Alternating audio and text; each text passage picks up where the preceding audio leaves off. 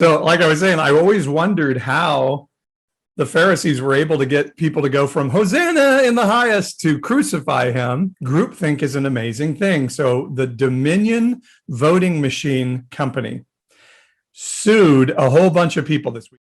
Did you hear that? Sidney Powell, the president's attorney, major propagator of the fraudulent claims of the 2020 election, is defending herself in court against a libel suit, saying no reasonable person would have believed what I said. For those willing to listen, learn, and have eyes to see and ears to hear, this is the Nonpartisan Evangelical, where we're challenging the mindset of right-wing Christianity and encouraging people to have their minds renewed and hearts transformed. Let's have better conversations about the life modeled in the Bible so we can truly tell the world God is not mad at you. This is the Nonpartisan Evangelical Podcast at npepodcast.com.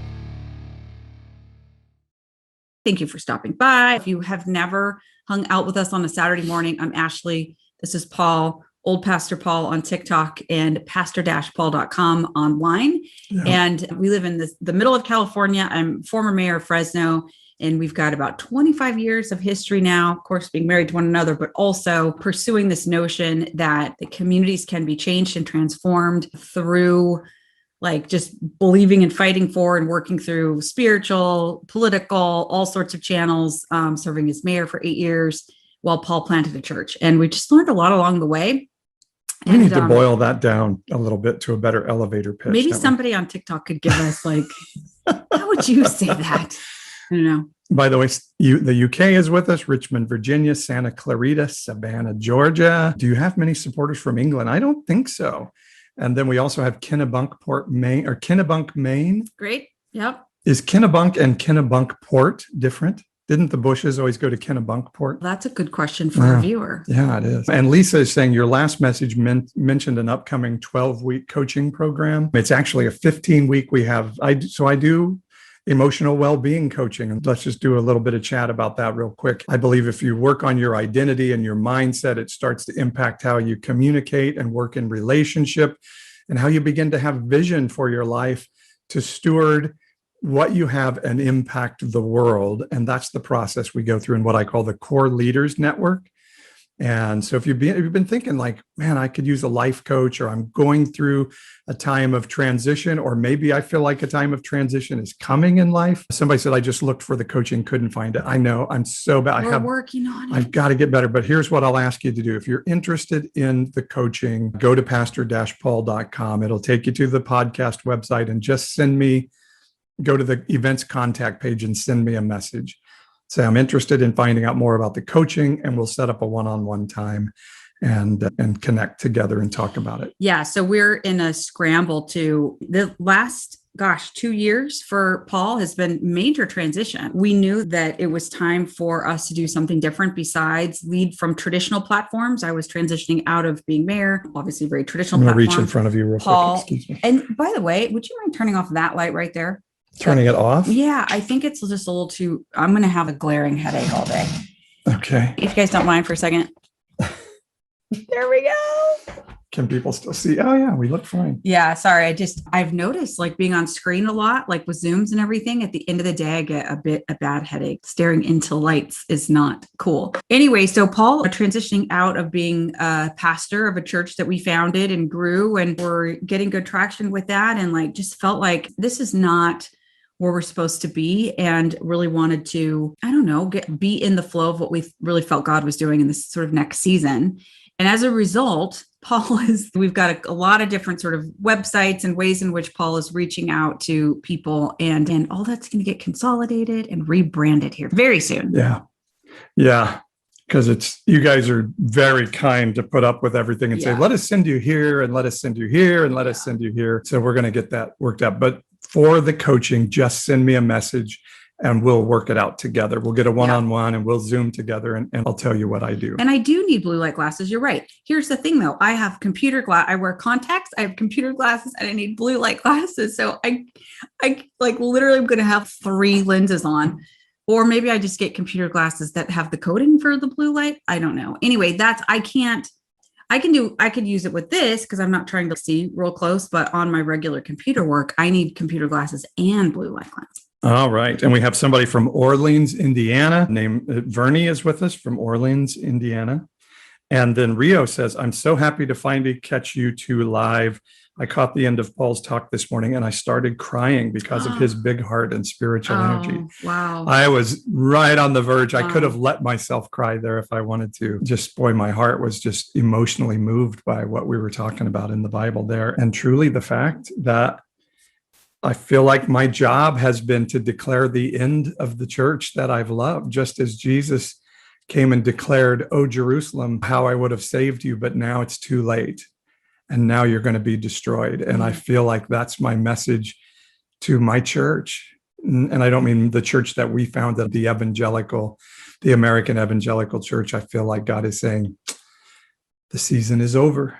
Yeah. And it cannot go forward because something new has to come. Yeah. You came upstairs after you finished that segment and you're like, I think I just about lost it. And I feel like this is the declaration I'm supposed to be making. Do you want to unpack that a little bit for folks that are joining us now and may not have heard that earlier? I think there is, through history, have been times when God has said, okay, I'm done with this. And we see it all. You read the book of Judges, you go through Kings, Chronicles. It's just this series of like wholesomeness in countries, and they're taking care of the poor, and then they get fat and wealthy and they forget. And then God says, I have to pronounce judgment over you. And so Jeremiah is a book where all of the prophets around Jeremiah are prophesying, we're God's people. His plan on earth can only come through our country and religion. So there's no way Babylon's going to touch us. And Jeremiah's like, no, those prophets are wrong. They're prophesying from a mindset rather than from heaven. And no, God is going to allow us to be conquered because our hearts need to be turned back to him.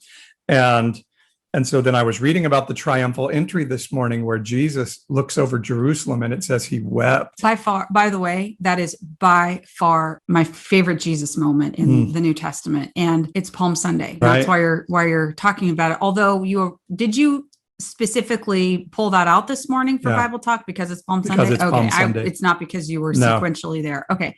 Anyway, by far, I am so moved by that. Like usually every year, like Palm Sunday is the more impactful Sunday for me that compared to even Easter Sunday, if you can believe that, because you could just feel the heart of Jesus. Oh, I love that. Anyway, keep going. Yeah, he just comes over the hill there and he's, oh, Jerusalem, oh, you who killed the prophets. I so wish you're prophesying falsely. I think he was just in the same place as Jeremiah, where the religious people are all saying, no, God's going to come. The Messiah is going to appear. We're going to overthrow Rome. We're going to be in charge. Our religion, our nation is going to change the world. And I wish it were, but it's not, guys. It's not. And he wept over Jerusalem and he declared, you're not going to stand anymore. They're going to tear you down stone by stone. And of course, that is what happened in history in the year AD 70. And I feel like I'm saying the same of like, our prophets are running around going, yes, our Messiah has come. Trump is president. We're in charge. Isn't it amazing? And I'm sitting here saying, no, guys, no, this is not it. God's plan on earth doesn't exist if only America can be made great again by the evangelical religion taking control of the country. That's not God's goal. That's not it. And just stop up and think about that for a second. Like when you illuminate that, what you just illuminated, like this isn't it, guys. It makes you realize how interwoven that thinking is in American culture today. That is a very disruptive concept that, in fact, we ought not be seeking. We shouldn't be thinking that white American evangelicalism being in control of the country is God's plan for renewal, for revealing himself to people. Yeah. You stop and think about this. And there are so many ways in which that is, in fact, what we have subscribed to for so long. And truly, I think a belief that God's plan on earth succeeds if America is in charge of the world. I think the religious leaders in Jesus' day, that was their belief. God's plan will succeed on earth if Israel and the Jewish religion are the military and economic power of the world. And don't we believe that now? The world is only okay if America is the economic and military power of the world. And I think God is like, no, you're going to have to show me in the Bible where it says that. And so that belief system, though, that has allowed us to then espouse so many aberrant beliefs out of that. Mm-hmm. And the thing that was funny that I was processing through with the group today was, how did the Pharisees take these people who were shouting, Hosanna, the King has come on Palm Sunday, believing their conquering governmental Messiah was in town and was going to overthrow Rome, turn into the same people that are saying crucify him just a few days later. And now watching the American evangelical church and the manipulation of the Republican Party and Trump over them makes me go, oh, all the Pharisees had to do was yell, he's not the Messiah, fake news. And everybody's, oh, okay. Yeah, crucify him. Hey, by the way, real quick, can we ask everybody, take a moment and share this live? It would be really cool to see if we can boost the number of people tuning in. We obviously believe really strongly about what we're talking about this morning. We've put our professional, personal lives on the line to just try to carve out a space where people can come in and interact safely and connect with each other. I see the comment about needing community. Totally get that. And I know that online isn't all that there is to community, but we are finding like people are connecting with one another in this space. So please share. You can hit that little share arrow. And yeah, and please also follow Old Pastor Paul if you haven't already on TikTok and also on YouTube. And Eel015 just shared the live video. Thank you on TikTok. I appreciate that. I saw Eel said earlier she couldn't find the Patreon page. So I'm going to try to make it as simple as I can. pastor-paul.com. Excuse me. That'll take you to the podcast website. If you click on the Joseph Novel button, the Joseph Novel tab, it'll tell you how to sign up for Patreon to get the audiobook. Sorry, I'm having some digestive issues right at the moment. Thank you. I need to be burped. Thank you all for sharing the live video. So just pastor-paul.com. If you're on your desktop, there's a Patreon button in the upper right-hand corner. If not, if you're on a device, go to the Novel tab, and it'll tell you it'll have a link to go to the Patreon page. She found it. That's about as easy as I can. He or she. You'll got it. Thank you. Awesome. I love you guys signing up on Patreon. Yeah, thank you for that support. And in 2 weeks, I'm going to have the book discussion group that I screwed up today. So make sure you're on Patreon so we can see each other live in Zoom. Grace for Old Pastor Paul. Thank you. You have grace for other people. We have grace for you. You have grace for you today. Okay. How do we want to talk about this? We get together on Saturday mornings we call it WTH, the week that happened with Paul and Ashley. And not WTF, but WTH. Although there is a WTF in the WTH this week. By the way, I love too that triumphal entry story. And I'll probably talk about this in our Zoom church tomorrow.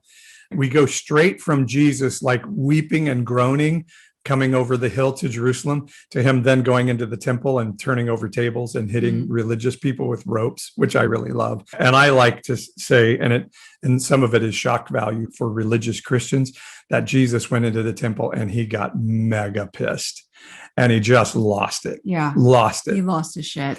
He lost his shit. Yes, he did. And so I love that about the Palm Sunday story. Yeah. So the week that happened, so sometimes we review through my TikToks or something that you saw in the news that you liked. You're reading. Sorry, I was still fascinated by where Timothy is currently in Texas, planning to bounce out. Got it. You can go to Texas, actually. I was born in Texas. So yes, I can do Southern. I just know it includes some y'all at some point. Yeah. Okay. So your week that happened. Okay. Go. My week that happened. So like I was saying, I always wondered how the Pharisees were able to get people to go from Hosanna in the highest to crucify him. Groupthink is an amazing thing. So the Dominion voting machine company sued a whole bunch of people this week, including Fox News. They're suing for $1.6 billion. Wouldn't that be amazing if the Dominion voting system was able to drive Fox News out of business? Take that. Wouldn't that be effing awesome? And so one of the people sued was Sidney Powell, who is the nutball lawyer of Donald Trump. And Sidney Powell was one of the major propagators, along with Rudy Sweaty G, propagating the lie that there was fraud that cost Donald Trump the election, that Joe Biden fraudulently won the election. And Sidney Powell was one of the major propagators of that. And she said Dominion Voting Systems, which was founded by what's his name out of Venezuela, turned the election for Joe Biden. So Dominion Voting Systems, putting their money where their mouth is, suing these people. In court this week, Sidney Powell, the attorney of Donald Trump, the major propagator of the lie, said this: her defense to not lose the case against Dominion Voting Systems is no reasonable person would have believed what I said. Did you hear that? Sidney Powell, the president's attorney, major propagator of the fraudulent claims of the 2020 election, is defending herself in court against a libel suit, saying no reasonable person would have believed what I said. I posted that on TikTok, and you know what happened? I have people arguing with me that there is fraud in the 2020 election, even though the president's attorney is saying no reasonable person would have believed what I said. Were they saying, oh, she's just saying that she's just having to cave to like this falsely based legal system or something like that? They were just saying, no. One of the guys was like, I respect what you do. We're just going to have to agree to disagree. And I'm like, no, we are not going to. We're not going to agree to disagree that the sky is blue, that the earth is round, and that there was no fraud in the 2020 election. Even Bill Barr said there was not. And so she was under oath, or this was an affidavit or a deposition of some sort? I'm getting my terms mixed up, either in person or whatever. Yeah, this may be just her response to the complaint, perhaps. But it is a legal document given to the court. This is my defense. I cannot be found guilty of libel because no reasonable person would believe what I said. You guys, t-shirt campaign right now. Somebody who could pull this off, t-shirts saying no reasonable person. Let's go. Like, I want to buy that t-shirt. No reasonable person. I want that shirt. Lisa P says, those people honestly believe Trump is the second coming or some shit. Yeah. Yeah. And people wake up again. I would always read the Bible. Oh, how could they get people who said, here's the Messiah, to say, crucify him, give us Barabbas. And now we live in a time where the Christian world is saying, no, we don't want the Jesus of the Bible. We want the Messiah president that grabs women by the pee, and it uses coarse language and puts those libtards in their place. That's what groupthink does. That's what a principality looks like. And that's why I think God is saying, I'm done with this. I'm sorry, I'm laughing at this comment. I can't see who it's from. Carrie Delicato. The real Proverbs 31 woman quotes Greece 2 and talks about t-shirt ideas. Yeah. The real Proverbs 31. Oh, she's saying you are yeah. First of all, I am impressed that you got the Grease reference, because I've been singing that song all week. I didn't catch it at all, but of course, I don't think I've ever watched Grease 2. So I didn't like Grease 1 that much. So. I loved it. I thought it was awesome. Anyway, that's hilarious that you caught that. Thanks for saying that. Anyway. So Rio says it was Sidney Powell was arguing in a court filing. Okay. It was a filing. All right. Yeah. But whatever it is, now her being forced to be honest, to defend herself from a libel suit, lose her license if she doesn't. That's it. So now every time we see Trump's attorneys in court, when they can no longer just stand in front of the cameras and lie, they have to admit there is no fraud. And in every case where the president's legal team went into court, they stipulated there was no fraud. They just started arguing about legislatural procedure. So people, but again, I think God is saying, no, they've made their choice. We're not turning around at this point, but no reasonable person would believe that. Isn't that amazing from the week that happened? And again, I do have a good man who's saying, I respect you, but we're going to have to agree to disagree. No, we're not going to disagree that there's gravity. We can disagree on what minimum wage should be set at. We can disagree on the amount of healthcare services we're given. We can even disagree on what the Second Amendment allows and doesn't allow, but we cannot agree to disagree about facts in the world. period. And the fact that there was not voter fraud that overturned the 2020 election for Joe Biden, we cannot agree to disagree on that, because that is what is destroying our country and our culture. And yes, in fact, our church today. Yeah, that was big. I actually hadn't heard that. You told me that just this morning. And that is, as dramatic as we are acting about it, that's a big thing. I agree. That makes the board for WTH with Paul and Ashley. Yeah. That to me is the WTH that is a WTF. So it is a WTF, isn't it?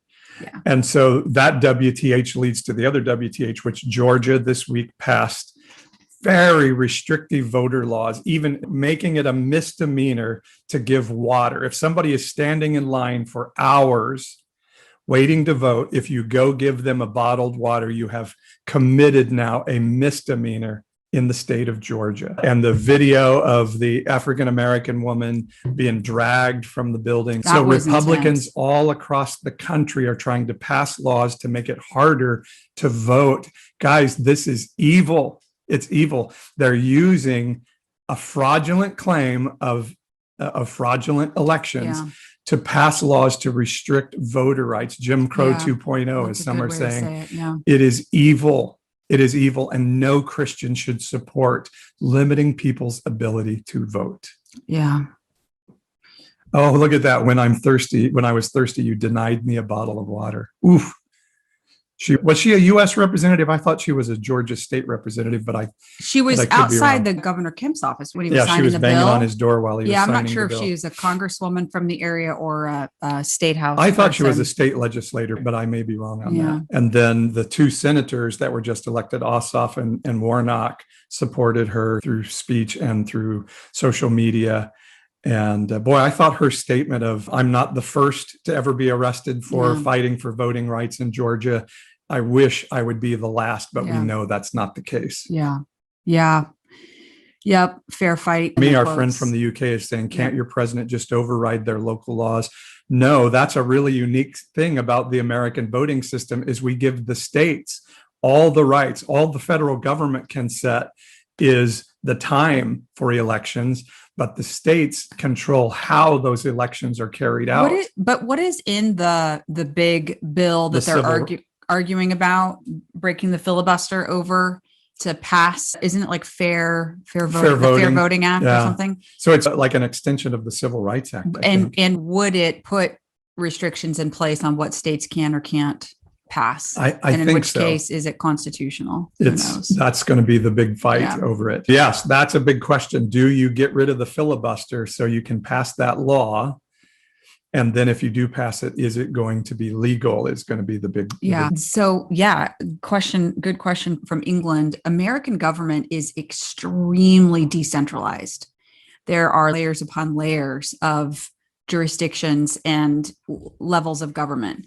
So it is both a strength. It's why, for example, when Vladimir Putin or China or Iran try to hack into voting systems and change like all that kind of crazy stuff that we know they in fact tried to do, but they didn't change any votes. It's why we're so resilient, to be honest. It's so many redundant systems that can fill in when like others fail, but it is also what makes governing such a challenge. Yeah. But I'll take it. And I think it's in balance. It's better to have that kind of system, decentralized and resilient. We just need to make all the layers. We just need to. And so it's why when the state of Texas, God bless you, Texas, when the state of Texas wanted to sue the state of Pennsylvania under great pressure from President Trump to make the state of Texas do that, Texas tried to sue Pennsylvania for their election. The Supreme Court would be very dubious to hear that case to begin with, because they would say, no, Pennsylvania gets to set their laws just like you do, Texas.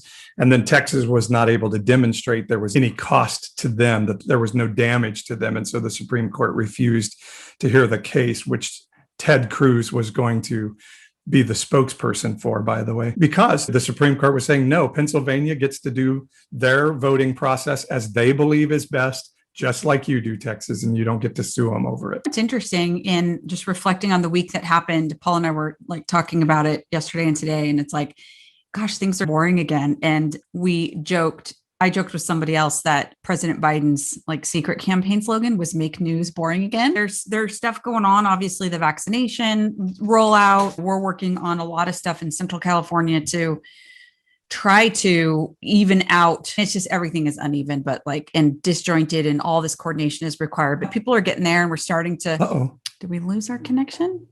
I wonder if we got shut down.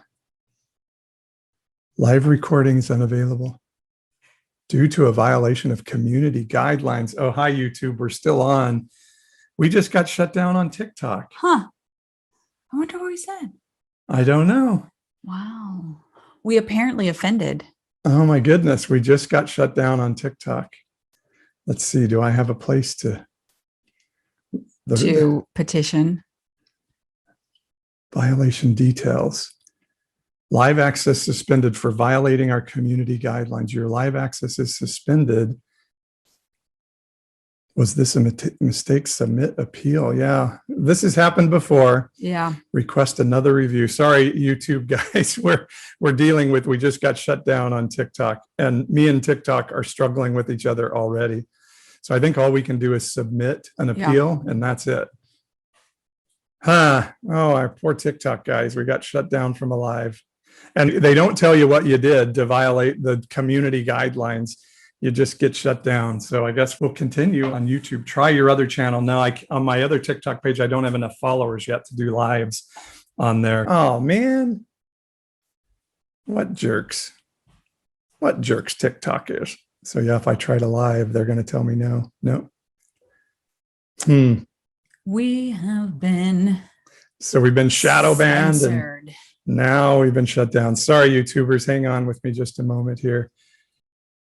See, I'm sure that I'm on the Swearing Pastor page. We can't go live. Oh, all of a sudden I have a live option.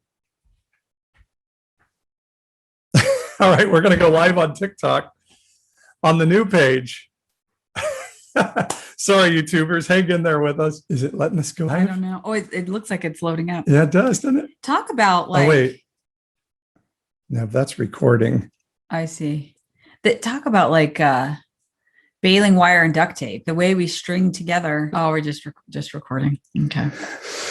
Okay, let's just us and YouTube then. There you go. Let's have a little intimate YouTube talk for the rest of the morning. Oh my gosh. Anyway? That's the second time I've had a live suspended in the middle of it. So what were we talking about? I was saying that like Biden is make news boring again. And there's stuff going on with vaccinations and obviously stuff going on at the border, et cetera. The big infrastructure package is being talked about, $3 trillion, if you can get your head around that. Like what, by the way, that number I read in the LA Times today, the American Society of Civil Engineers estimates that American infrastructure needs $2.6 trillion of an overhaul, and they're talking about spending $3 trillion. So we might actually live in the generation and the decade that over the next decade, we see American infrastructure completely transformed and rebuilt. And it's exciting when I think about it, even though I get really nauseated thinking about that much money and what does it mean for the economic system and what kind of indebtedness are we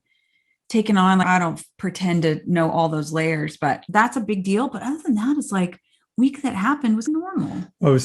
It was funny. Debt used to matter to Republicans a lot. It used to be a big deal. And then Trump became president, and all of a sudden he's running up record deficits every year of his presidency. Yeah. And all of a sudden it didn't matter anymore. And now Joe Biden is president again, and suddenly we're fiscally conservative again. So it's, who knows? Debt used to be a really big deal when I was a kid. I remember everybody was consternating over it. And Pat Buchanan, was a guy that said the government should operate at a deficit. I remember hearing him make that speech, and I was like, whoa, there's a concept. I've never heard that before.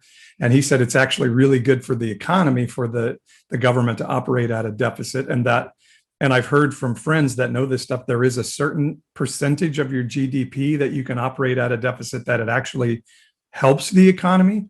And I think that's a lot of what Trump did, is he floated the economy with $1 trillion a year of debt, of deficit. And there is a certain amount of that government flowing money into the system that helps the economy go.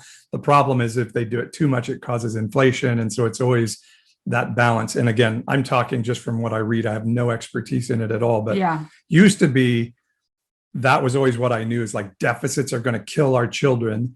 And now the going mindset seems to be a lot more of a certain amount of deficit is actually really good. So yeah. Anyway, that was just under the banner of like the world. We're talking about kind of normal stuff again. Like these conversations. I will say a couple of things from week that happened for me, and these are more just like personal instead of observations. But I started listening to this book called These Truths, which is blowing my mind. It's brilliant. I'm listening to it on Audible. And there are so many, this author who's like I think she's a faculty member at Harvard. She's probably a younger historian. Like, I think she got her PhD like in the 90s. So a next gen historian. And there are so many nuggets that she's dropping, and just like the preamble, the intro, and oh my God, all these facts like I'd never heard of. So I think I'm going to have to buy it because I need to see it. If I just hear it, I'll forget stuff. But that has really started, well, it's just, I don't know, it's another layer of understanding why society is the way it is today with the white American evangelical church, like just no questions asked, believing that kind of whatever we do is the right thing because like we are the founders of the country kind of thing. It's like really shredding that for me in a good way and like making me think about stuff. So that's been really, I don't know, just a big thing for me to consider. And then also week that happened for me, let me just say, again, personal thing, but an amazing leader from our community just got promoted to be the small business advocate for California. And just, I don't know, her name's Tara Gray. She runs the Fresno Metro Black Chamber. Seeing her lifted up and the encouragement that's bringing to our entire community. Our region is heading something as important as the small business work for California. There's just a lot of encouragement. Okay, there's stuff, really good stuff starting to happen for this region. And it's prompted me to say, I was on a call yesterday with some local leaders that like in our 20 years into a 40-year fix in our community, we're starting decade 3, and decade 3 is all about lifting up the next generation of leaders and then executing on the stuff that we've had planned for a long time. So all of that to say, I don't know, I kind of think this stuff we've been doing around here is going to work. And we're in the middle of an historic time for our community and our region in California. And what we've learned along the way, I think transfers to other communities and, you know, other states and stuff like that. And that really goes along with a lot of our life philosophy. And in fact, I had a couple of younger adults, millennials, in my Bible talk today who were saying, I've been praying for revival, and I think revival looks like something different than I imagined. And that's really that's our song right there. You're telling our story. Yeah. And we really, why we do what we do in our lives is we started saying, Jeremiah 29:7 says, pray for the welfare of your city, for in its welfare, you'll find your welfare. What if revival isn't 7 nights a week in a church singing worship music? Revival is actually seeing justice come to your city, income opportunity, equality of income opportunity come to your city. No more redlining, whether it's legal or just done. No more sprawl, that everything that's done in a city is for the good, the common good. Yeah. What would that look like? And would that not be the most amazing revival we could see? That is worth multiple Saturday morning sessions in and of itself, because even when we get shut down by TikTok. Yeah, exactly. We can just record this and put it out there for people to see independent of TikTok. But in our 27 years of pursuing what we would call in our tradition, quote, revival, lowercase r, and really what we would mean is transformation. Like we believe in a God who loves, who is powerful, all-knowing, etc. And what if that God is manifesting in our communities all around us? How does society change? That has been our life hypothesis, or like to put it in a social science term, like our theory of change of our lives is we believe that that is who God is, that he wants to see that kind of societal, wholesale, systemic change, and B, that he's already, or God is already pushing this, and we're just catching up and trying to figure out how we can be a part of and agree with that. And so having been in that, pursuit for 26 years, probably the number one thing I have concluded is be open to the answers to your prayers looking totally different than what you thought they were going to look like. And That's if you were good. to ask us 15 years ago, how will you know when Fresno is being transformed? A part of it, not the entire, but a part of that answer would be we would see traditional revival in a church setting.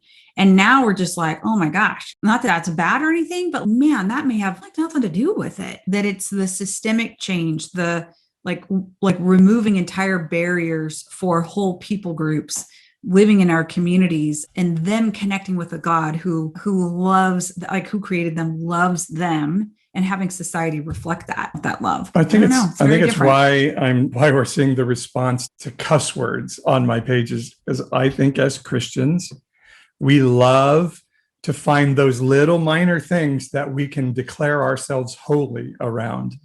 Oh, not saying shit makes you better in God's eyes, but fighting for voting rights for minorities, that's hard and that's messy and it doesn't fit our ideological grid. So why would we do that? And it's interesting because Vitran on, I guess that's Vitran that says, what are your thoughts on the Georgia voting suppression law of no voting on Sundays since it's the quote Sabbath day unquote? That's Jesus himself said, if an ox falls in a ditch on a Sunday, you're going to leave it in there because it's on the Sabbath, which would have been Saturday for them.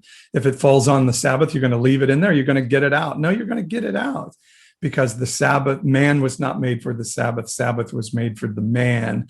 And what that means is God didn't say, don't do anything on Sunday because I want to have this harsh rule. The Sabbath was about having a day of rest, saying you don't work every day. You have to, for your health benefits, take a day off. But if something important enough happens on the Sabbath, you're going to do it because the Sabbath was made for you, not you for the Sabbath. So we don't serve the Sabbath. And so that is just another form of Christianity saying, ooh, we look really holy if we say we won't vote on the Sabbath or we won't play baseball on the Sabbath or some other crazy thing, rather than saying, no, letting humans be able to vote when it's convenient is more important than our form of the Sabbath. Yeah. Yes, Paul says, Ria. Yeah. So we're so crazy on this. We've so lost our eyes to see where God's heart is in the season. It's pretty amazing. I think maybe just to restate what I was saying earlier, if you are praying for, believing for transformation in your place of work, in your family, in your community, broader society, all I would say is this: have your heart aligned to God's and be prepared for an agent of that transformation to look nothing like you, to be to show up in a form completely different than maybe you would have expected. But it is staying in alignment with, okay, is this agent of transformation, this circumstance, whatever, is this revealing God's true heart for people? And if it is, then get on board and say yes to it. Yeah. And don't have any other preconditions or requirements like, oh, they can only be from my political party, or they can only be from my strain of Christendom or whatever. Let all that go and just open your mind to the idea that, man, God is using all kinds of different people all the time who carry his heart for people. And you want to be in alignment with that. So that's like my at this stage of my life, that's my big life lesson. What if the answer doesn't look like you think the answer should look? Right. That's politics. Politics is, I need to manipulate a situation to my benefit, and my answer has to be right. Rather than wanting the right answer, I want my answer to be the right answer. And even if somebody else comes with the right answer, I'm against it because it's not my right answer, or it's not the right answer of my tribe. And that's what politics is. And that's when it gets really ugly and messy. I'm realizing that we've already been on for about an hour, and we probably need to let people go because it's Saturday and we got things to do. And hopefully people are finding their way to vaccination and feeling a little bit more comfortable getting out there. But I think we will call this, when you post it on YouTube, the live where Ashley and Paul got banned. And then we'll have a meme of our facial expressions of when we realized we were banned from TikTok. This is the second time I've been banned from a live on TikTok. And I am really starting to doubt if TikTok is trustworthy for our work. But I don't know. We're still working that through. I do want to tell people about Thursday morning. I did my first hearing God moment. I call it a hearing God moment. It's a meditation practice that I like to do. And I thought, you know what, I'll just put this out there for people and see if they like it. And the response from you guys was amazing. So apparently we may not be doing it on TikTok, but on YouTube on Thursday. In fact, if you want to go back and see the one I did last Thursday, it's available on the Pastor Paul YouTube channel, which I would love for you to subscribe to, by the way. This Thursday, 7 a.m., it'll be a special Easter week version, Pacific 7 a.m. time. Pacific, of our Hearing God moment together on YouTube. And so I hope you guys will join me. It was better than I imagined it was going to be on Thursday. So join me for that 7 a.m. Pacific on Thursday, Hearing God moment. It's very special. Yeah. Very special. All right. Well, thanks for hanging in there, YouTubers, and pooey on you, TikTok. But hope you guys have a great week. And Rio, by the way, thinks our cussing is cute. That can't be what is making TikTok mad, right? Because all of TikTok is a cuss word. Yeah. People cuss all over TikTok. I think it's political. We're talking about voting. Probably we had usually we always have some Christians report us because Christians are so sweet. And so they probably got some reports from some Christians saying those people are doing horrible things. I'll bet it was our Sidney Powell riff. Although it didn't get us to there, but maybe the algorithm heard us talking about voter suppression in some way that it was like, it got confused and thought, oh, these people are propagating a myth or something like that. It's a mystery. But anyway, thanks for hanging in there. And be sure, if you like what Paul talks about, if you like what he's up to, just do everything you can to share. We appreciate there are a lot of platforms right now. We need to consolidate that, make it easier for people to find and help promote. But again, it's pastor-paul.com. You can subscribe on YouTube. And for now, you can find him on TikTok at Old Pastor Paul. And then also your new handle, Pastor Paul. We'll see where that one goes. Yeah. Swearing. I'm so sorry to have to send you guys to all these different things. We're going to get it fixed. Yeah. Yeah. So all right. Love you guys. We'll see you. See you soon. Bye-bye.